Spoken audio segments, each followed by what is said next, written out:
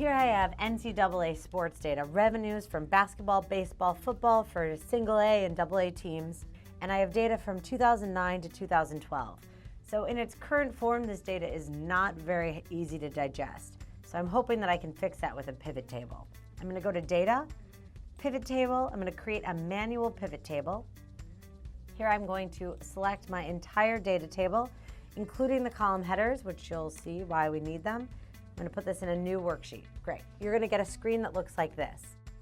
First, I'm going to put in my values, I'm going to drag down the revenue, which is what I want to analyze.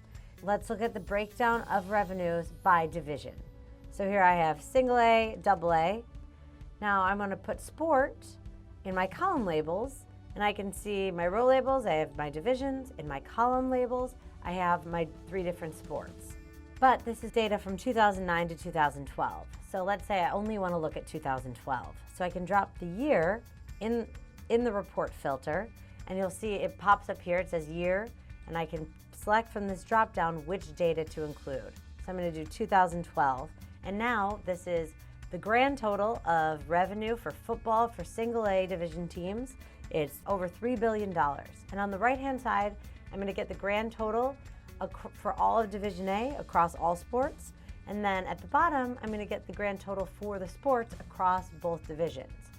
So now let's take out the year out of my filter, and we're going to move the sports under divisions and row labels. So there we have that, and I'm going to drop year on the column labels. So now I can see across all 4 years how much money each division brought in for all 3 sports, but I can also expand this and see the breakdown for baseball, basketball, football in each division. If I double click on any cell inside the table, let's say football 2012 for single A division teams. If I double click on that, a new worksheet will open with all the data points from my original spreadsheet that are included in that analysis, which is a pretty cool feature of the pivot table. And that's how you use a simple pivot table to analyze your data.